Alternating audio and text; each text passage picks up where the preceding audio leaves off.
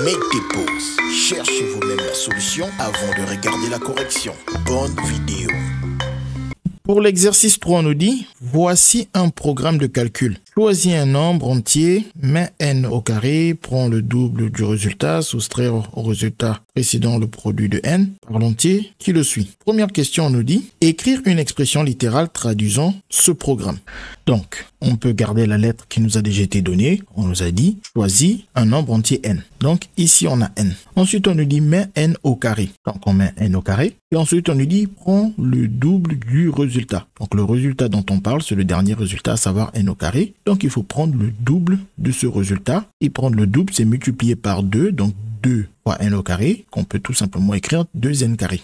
Soustraire au résultat précédent le produit de n par l'entier qui le suit. Donc, je prends mon nombre, le résultat précédent, et je dois lui soustraire un produit de n et du nombre qui suit n. Le nombre qui suit n, c'est n plus 1. Et il ne faut surtout pas oublier les parenthèses, sinon c'est juste n fois n. Et après, plus 1. Parce que la multiplication est prioritaire devant l'addition. Donc, pour dire qu'il faut d'abord additionner avant de multiplier, il faut des parenthèses. Et donc, à la fin de tous les points de ce programme, voici ce que nous obtenons. Et bien évidemment, ce symbole de multiplication, on peut l'enlever pour simplifier l'écriture. L'expression qui traduit le programme de calcul est donc 2n au carré moins n facteur de n plus 1. Et ensuite, on nous dit, factorise et réduit cette expression. Pour factoriser cette expression, il nous faut faire apparaître un facteur commun. Donc, dans le premier produit, les facteurs sont 2, n carré, ou même en décomposant le n carré, on aurait du n fois n. Et dans le deuxième produit, les facteurs sont n et n plus 1. On voit donc que n apparaît dans les deux produits. N est donc le facteur commun. Le premier produit se décompose en du n fois 2n et le deuxième produit reste tel quel.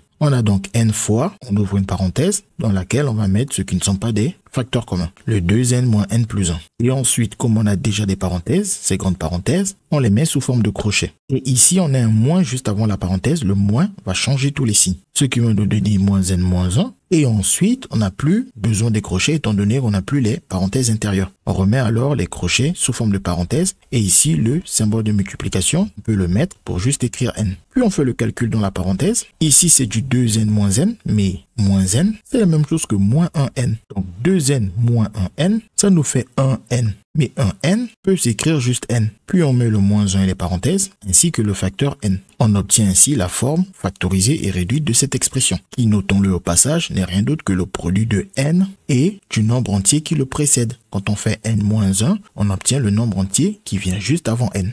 Et donc, quand on nous pose la question C, complétez la phrase suivante. Finalement, le programme de calcul revient à faire le produit entre n et le nombre entier et l'entier qui le précède. Faire le produit. Donc, finalement, le programme de calcul revient à faire le produit entre le nombre entier n choisi au départ et l'entier n-1 qui le précède. CQFD. Ce qu'il fallait découvrir. Les mathématiques, ce n'est pas juste la mémorisation de l'application de cours. Ça nous aide à comprendre